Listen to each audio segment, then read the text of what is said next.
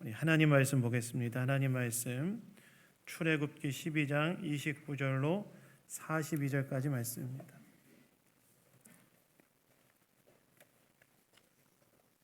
출애굽기 12장 29절로 42절까지 말씀입니다.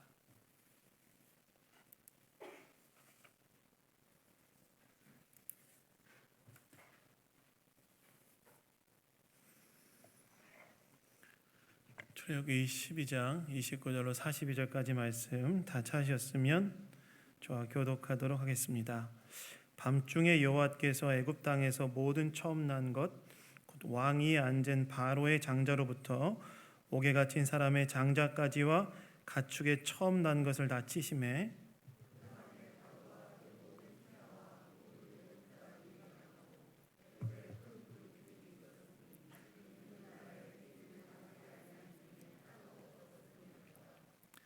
밤에 바로가 모세와 아론을 불러서 이르되 너희와 이스라엘 자손은 일어나 내 백성 가운데서 떠나 너희의 말대로 가서 여호와를 섬기며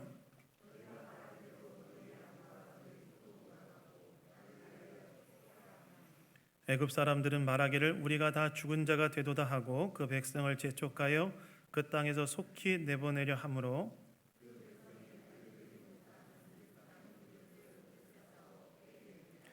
이스라엘 자손이 모세의 말대로 하여 애굽 사람에게 은금 패물과 의복을 구하매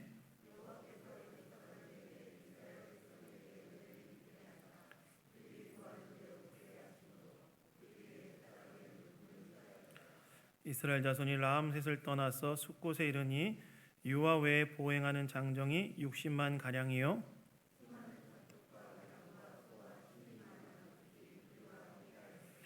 그들이 애굽으로부터 가지고 나온 발교되지 못한 반죽으로 무교병을 구웠으니 이는 그들이 애굽에서 쫓겨남으로 지체할 수 없었음이며 아무 양식도 준비하지 못하였음이었더라.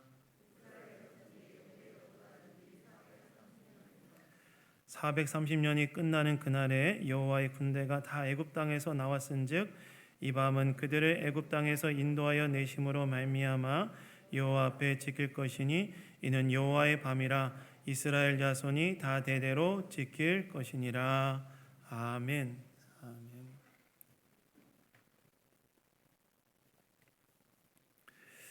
하나님의 백성으로 삽시다라는 제목으로 하나님 말씀 나누기 원합니다. 여러분 2022년 한 해가 이제 얼마 남지 않았습니다. 이제 다음 주면 성탄절이면서 동시에 2022년 이제 마지막 주일이죠.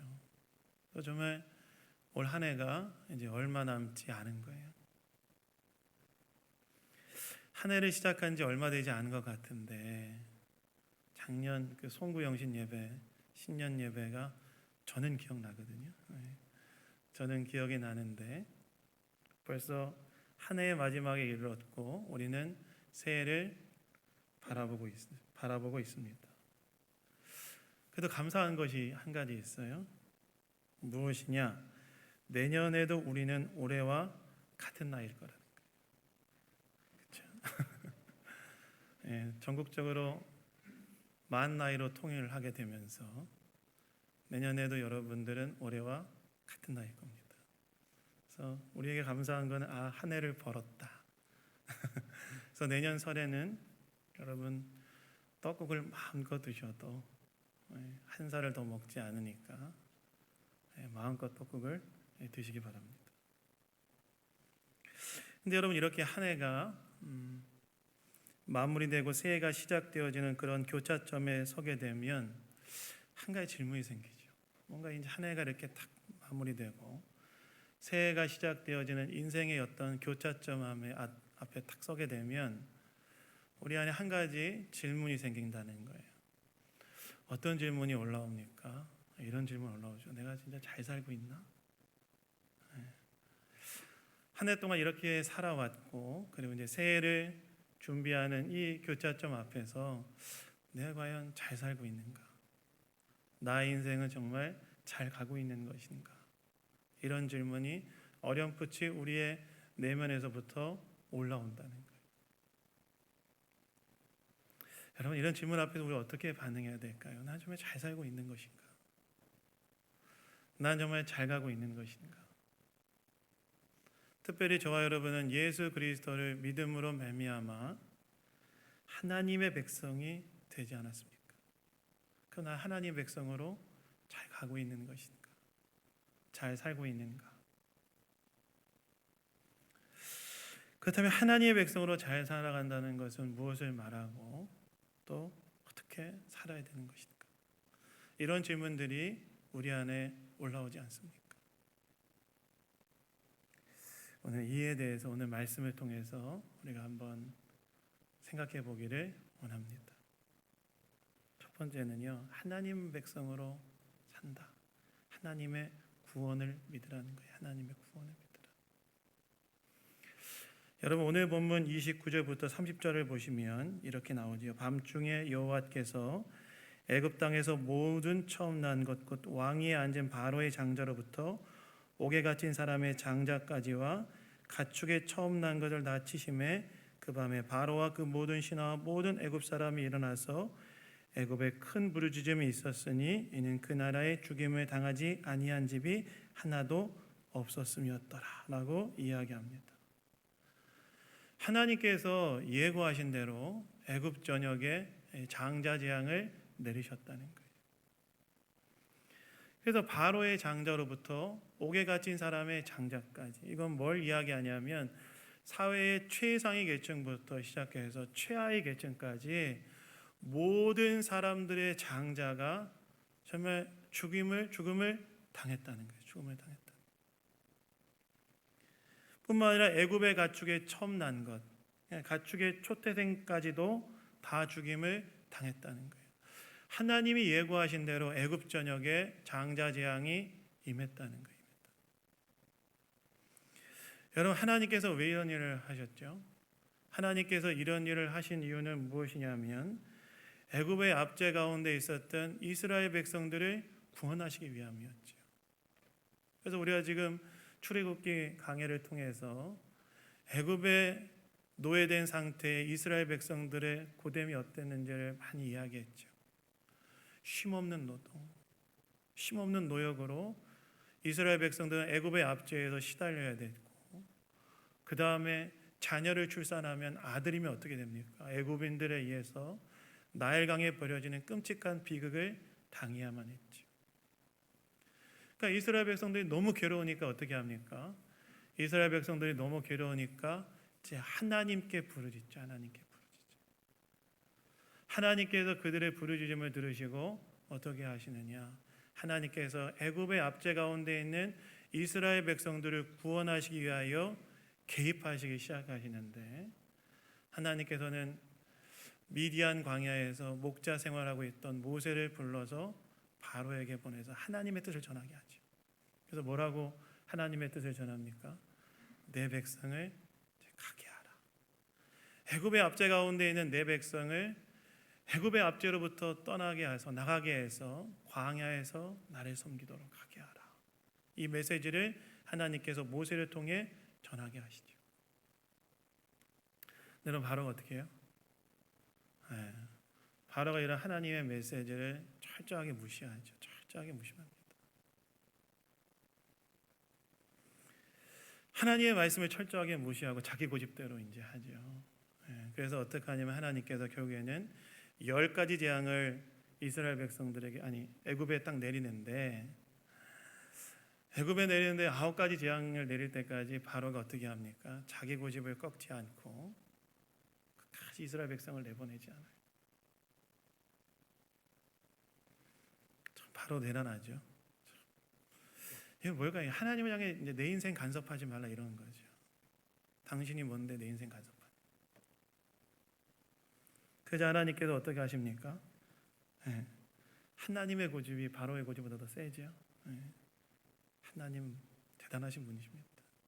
어떻게 하시냐면 마지막 10번째 재앙, 장자 재앙을 애굽에 탁 내리심을 통하여서 마침내 애굽의 압제 가운데 있는 이스라엘 백성들을 구원내신 일을 하시죠. 그게 이제 오늘 본문이죠.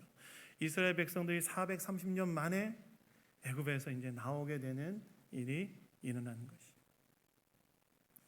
하나님은 어떤 분이시냐? 하나님은 어떤 분이시냐면 하나님께서는 고통 가운데 있는 자기 백성을 구원하시는 그런 하나님이시라는 거예요. 근데 여러분, 여기서 우리가 한 가지 잘 생각하고 적용해야 할 내용이 있습니다. 무엇이냐? 우리가 구원에 대해서 이야기하는데 여기서 한 가지 더 생각해야 될 게 뭐냐면 혹시 우리 안에 바로와 같은 모습은 없는지 생각해 봐야 된다. 내 안에 바로. 하나님의 뜻 앞에서 고집스럽게 자기를 주장하고 있는 내 안에 바로는 없는가? 생각해 봐야 된다는 거예요. 하나님의 뜻이 있는데 내가 원하는 대로 정해놓고 하나님께 고집스럽게 자기 주장을 하고 있는 내 안에 바로의 모습은 없는가? 생각해 봐야 된다는 거예요. 왜 그렇습니까? 내 안에 바로를 고쳐가는 작업이 하나님께서 우리의 구원을 완성해 가시는 일이기 때문에 그래요. 곤란한 상황 가운데 우리를 구원해 주시는 것도 하나님의 구원의 일이지만 내 안에 하나님을 향하여 고집스럽게 자기 주장을 하고 있는 그것을 고쳐가는 작업도 하나님의 구원을 완성해가는 일을 하는 거예요.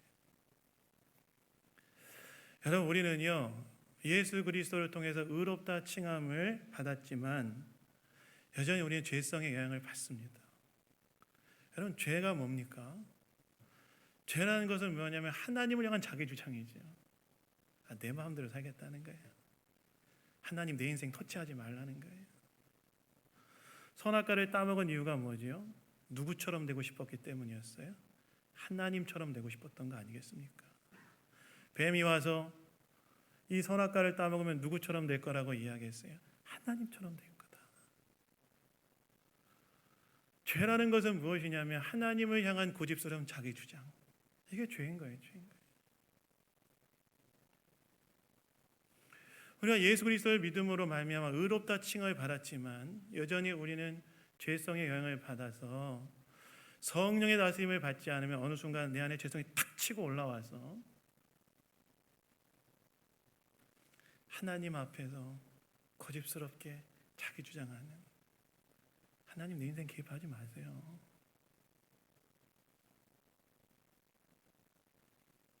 그런 경우가 우리 안에도 있다는 거예요. 근데 그것은 하나님께서 원하시는 것이 아닙니다. 내 안에 하나님을 향해 내 뜻을 주장하는 고집스러운 바로와 같은 자아가 있다면 그것은 하나님 앞에 내려놓고 회개해야 될 문제라는 거예요. 제가 지난 수요예배 때 나누었던 예화인데 한번 들어보십시오. 어떤 사람이 길을 가다가 사거리를 딱 만났어요. 사거리를 딱 만났습니다. 사거리를 만나고 난 다음에 이 사람이 마음에 어떤 걸 딱 정하느냐? 동쪽으로 가야 되겠다. 동쪽으로 마음을 먹습니다. 지팡이를 하나 딱 들고 있었는데 마음으로는 동쪽으로 가겠다고 정해놓고 그 다음에 말로는 어떻게 하냐면 이 지팡이를 던져서 지팡이가 향하는 곳으로 가겠다 얘기를 했어요. 근데 지팡이를 딱 던졌어요. 어디가 나왔을까요? 네, 서쪽이 나왔습니다. 서쪽이 나왔어요. 이 사람 어떻게 했을까요? 어떻게 했을까요? 다시 지팡이를 던졌습니다. 두 번째 던졌는데 어디가 나왔습니까? 북쪽이 나왔어요. 북쪽이. 이 사람 어떻게 했을까요? 또 던졌어요. 언제까지 던졌을까요? 동쪽이 나올 때까지 던지는 거예요. 동쪽이 나올 때까지. 무슨 말이에요? 자기 고집과 욕심을 포기하지 않고 자기가 원하는 대로 결정해 놓고 그것을 하나님의 뜻이다. 하나님을 향하여 고집스러운 자기 주장을 하고 있는 것. 그것이 바로 내 안에 바로라는 거예요. 한 젊은 수도사가 에게에 있는 작은 섬에 홀로 살고 있는 노년의 수도사를 찾아갔어요. 높은 바위 위에 있는 작은 방에 홀로 기도하며 여생을 보내고 있는 이 노년의 수도사에게 젊은 수도사가 이렇게 물어봤습니다. 요즘도 악마 씨름하고 계십니까? 이렇게 물어봐요. 젊은 수도사가 늙은 수도사에게. 그래서 늙은 수도사가 이렇게 말합니다. 이제 나도 늙고 내 안의 악마도 늙어서 더 이상 악마는 씨름하지 않습니다. 대신 하나님과 씨름하고 있습니다. 그러자 이 젊은 수도사가 깜짝 놀래가지고 하나님과 씨름하신다고요? 하나님과 씨름해서 이기기를 바라십니까? 그러자 늙은 수도사가 입가에 미소를 띄우면서 이렇게 말했다고 그래요. 나는 하나님께 이기기 위한 씨름을 하는 것이 아니라 하나님께 지기 위한 씨름을 하고 있다. 이렇게 얘기했다. 무슨 말이냐? 자기 안에 바로를 내려놓고 고집스럽게 하나님을 향하여 자기 주장을 하고 있는 자기 안에 바로를 내려놓고 하나님 앞에 지기 위한 씨름, 즉 하나님의 뜻 앞에 자기를 맞추기 위한 씨름을 하고 있다고 이 노년의 수도사가 이야기하고 있다는 거예요. 마찬가지라는 거예요. 우리 어떤 씨름을 해야 되느냐? 내 안에 하나님의 영을 고집스럽게 자기 주장하고 있는 바로의 모습을 하나님 앞에 내려놓는 그 씨름을 해야 된다는 거예요. 사실 우리의 씨름은 뭡니까? 여러분, 신앙은요, 여러분 그 지점을 한번 넘어가야 돼요. 우리의 신앙이 정말 하나님 앞에서 성장하고 세워지기 위해서 우리가 반드시 넘어야 될 선이 무엇이냐? 내 안에 고집스럽게 하나님을 향하여 자기 주장하고 있는 그 지점을 넘어가서 하나님 앞에 딱 자기를 맞추는 그 씨름을 해야 된다는 거예요. 오늘까지 해서 새벽 예배 설교 본문이 이제 전도서가 오늘까지 마무리됐는데요. 전도자가 본 해아래 세상의 현실은 어땠습니까? 전도서를 쭉 보시면 알겠지만 너무나 모순되고 불의한 현실이었어요. 별게 다 하죠. 전도자가 예상하지 못한 상태에 재난이 찾아오기도 하고 열심히 수고했던 것이 한순간에 무너져 버리기도 하고 그런 해아래 현실은 어떤 현실이었냐면 모순되고 또 불의한 현실이었어요. 그러나 결국 전도자가 뭐라고 이야기하냐면 마지막에 이렇게 얘기하죠. 일의 결국을 다 들었으니 하나님을 경외하고 그 명령을 지켜라. 이게 전도자의 마지막 결론이에요. 해아래의 세상은 때로 우리가 볼 때 이해하지 못하고 모순되고 불의한 현실이라 할지라도 다 이해하진 못하지만 하나님의 선하심을 신뢰하며 하나님을 경외하고 그분의 뜻에 순종하며 통과해야 된다는 거예요. 이 지점을 넘어가야 된다는 거예요. 우리의 신앙이 성장하기 위해서는 내 안에 고집스러운 발언을 내려놓고 하나님의 뜻과 주권 앞에 나를 맞추고 순종하는 그 지점을 넘어가야 된다. 그래서 C.S. 루이스가 그의 책 우리가 얼굴을 찾을 때까지라는 책에서 이런 말을 했어요. 죽기 전에 먼저 죽어라. 나중에는 기회가 없다. 죽기 전에 먼저 죽으라는 거예요. 우리의 신앙이란 하나님 앞에서 자아가 죽어가는 과정이라는 겁니다. 근데 여러분 이게 중요한 이유가 뭔지 아십니까?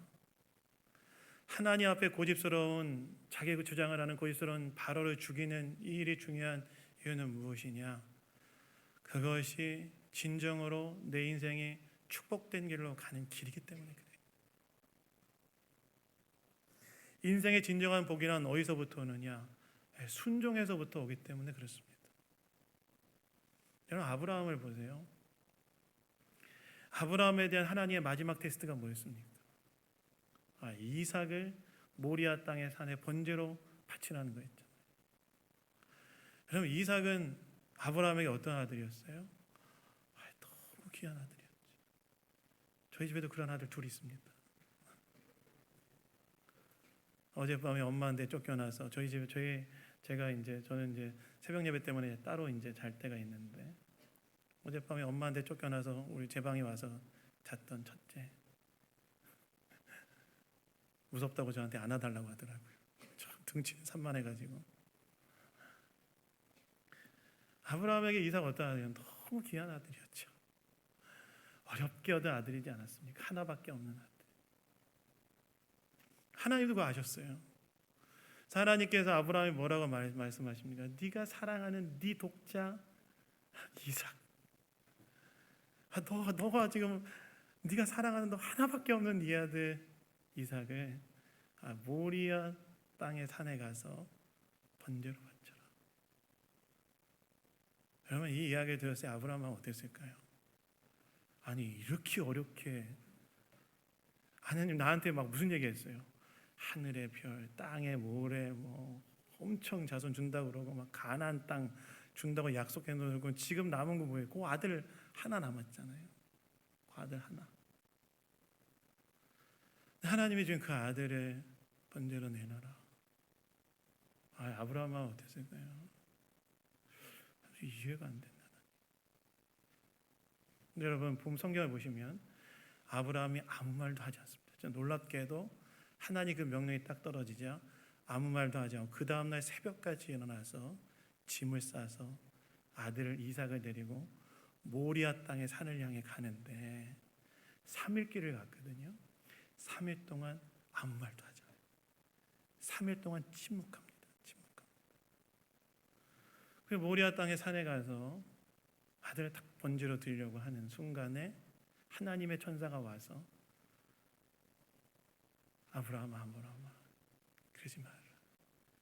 네 믿음이 어떤 믿음인 줄 내가 이제 알았다. 그 믿음의 테스트를 통과하고 난 다음에 하나님께서 아브라함에게 하신 게 뭔지 아십니까? 성경을 보시면 하나님께서 범사에 아브라함을 축복하셨다 이렇게 나와 있어요. 내 안에 고집스러운 바로와 같은 하나님께 자기 주장하는 고집스러운 바로를 내려놔야 되는 이유는 무엇이냐? 그것이 바로 진정으로 축복된 길에 가는 길이기 때문에 그랬다.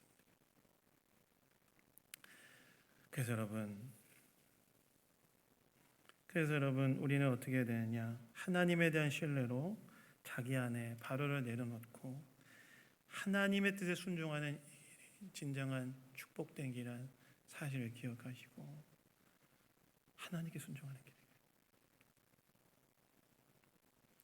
근데 하나님께서 이것을 이 복인으로 만드는 이 일을 하나님께서 포기하지 않으실 거라는 거예요.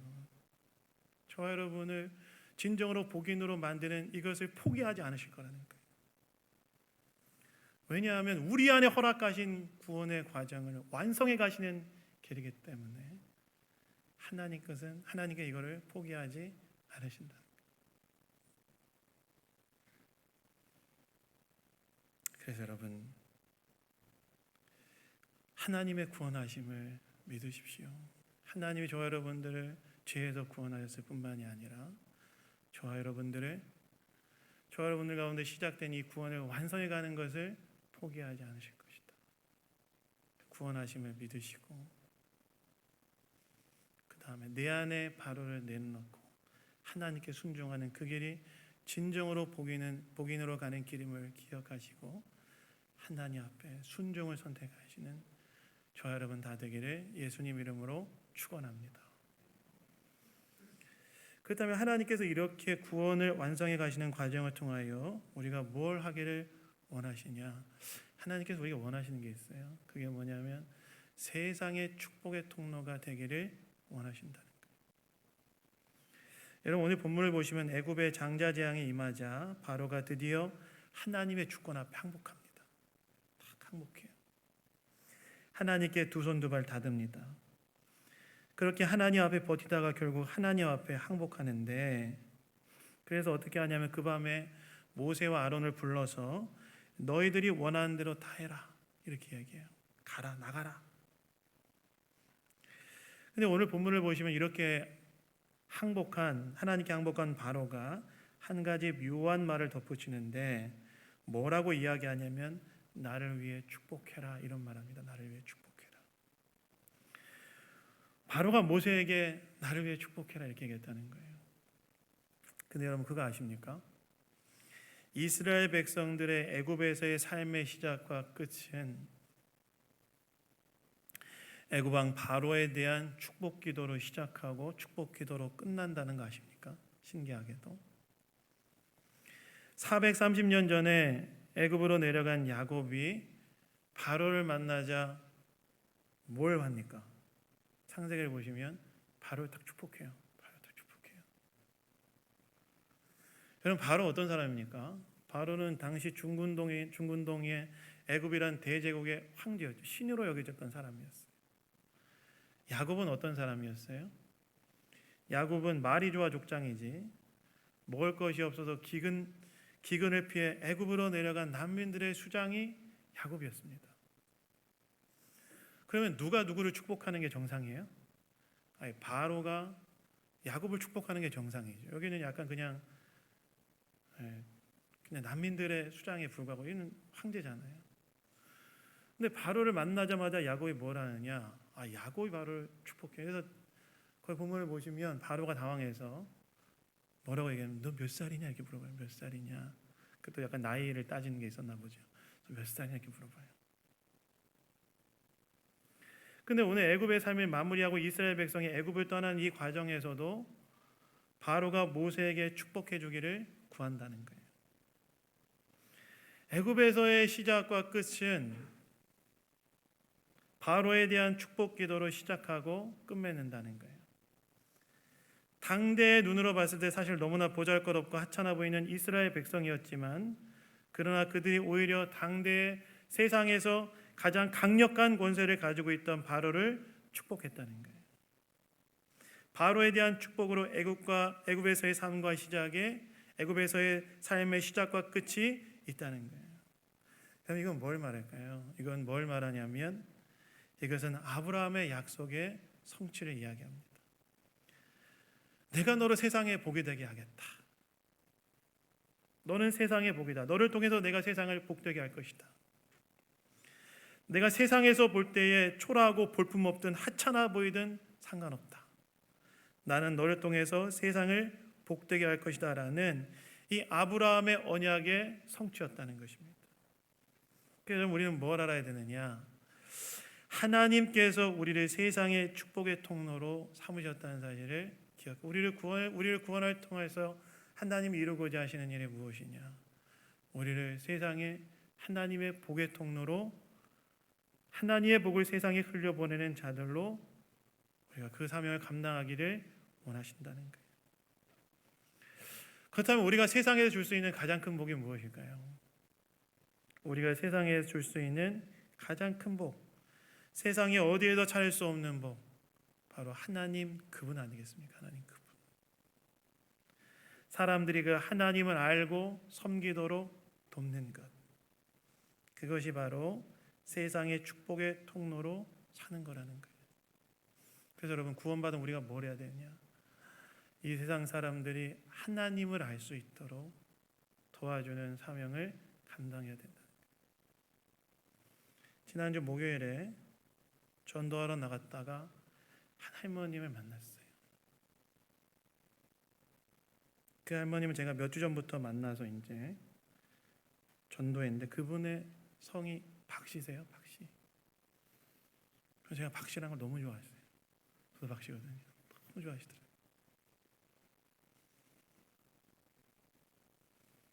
그날 제가 전도하는데 너무 즐거우셨나 봐요. 노래를 부르시더라고요. 그 무슨 노래 부르시나 제가 귀를 기울여 봤어요.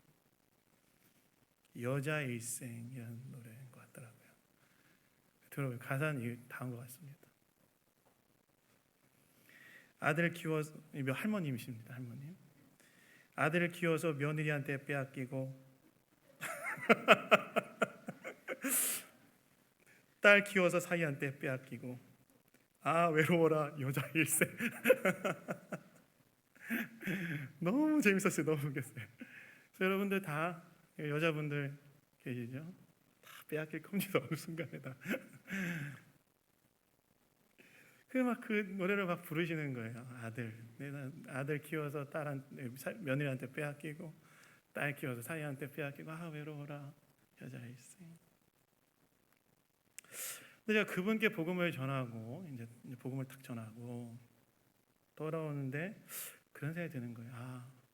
저번에 노래가 참 맞다. 결국 우리 인생은 어느 순간에는 홀로 살 때가 딱 오지 않습니까? 사실 그렇죠. 결국 우리는 어딜 향해 갑니까? 죽음이라는 홀로 서야 하는 곳으로 다 가지 않습니까? 그래서 결국 우리의 삶이란 죽음 앞에서는 다 평준화되죠. 죽음 앞에서 지식의 격차, 지위의 격차, 소유의 격차 무슨 의미가 있습니까? 죽음이라는 것 앞에서는 우리가 다 평준화되는데, 근데 딱 그런 생각이 드는 거예요. 그 순간에도 딱 한 가지 남는 게 있다.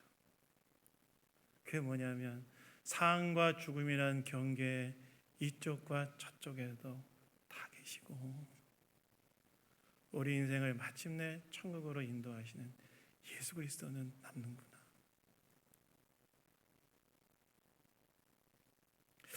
결국 인생에서 제일 큰 축복은 무엇일까? 그 예수님 아니십니까? 결국 우리가 축복의 통로로 산다는 것은 무엇이냐? 바로 이 예수님을 사람들이 만날 수 있도록 도와주는 것. 제가 작년에 전도했던 최교환 성도님이 계세요. 벌써 성경을 거의 십독하신 것 같더라고요. 그래서 여러분, 작년에 예수님 믿으신 분도 십독하였으니까 신앙연수도 많으신 분들은 십독 이상은 하셔야 된다는 거. 그분이 그래서 진짜 열심히 전도하시더라고요. 예수 믿어야 됩니다. 그분 28년인가 불교 신자를 하였거든요. 누군가의 예수를 믿도록 돕는 것. 그것이 우리가 이 땅에서 진정한 축복의 통로로 사는 삶이라는 거예요. 금요일에 제가 점심을 먹고 산책하여 탄동촌을 지나가는데 도리 아파트를 꺾는 앞에서 카센터가 있는데 거기서 제가 전에 사역했던 단체에 이사로 계셨던 분을 만났어요. 우연히 만났어요.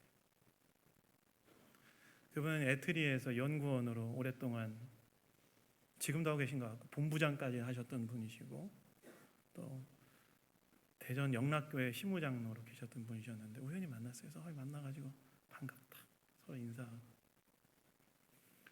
그래서 좀 뭐 하시냐고 물어봤어요. 좀 뭐 하세요? 물어보니까 이 카이스트 인터내셔널 처치에서 지금 섬기고 있다는 거예요. 유학생들한테 복음 전하고 있다는 거예요. 그래서 제가 어떻게 거기 가셨냐 물어보니까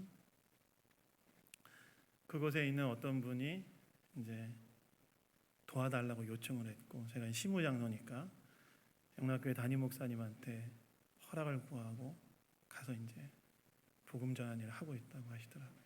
유학생들에게 예수님 전한 일을 하고 계시더라고요.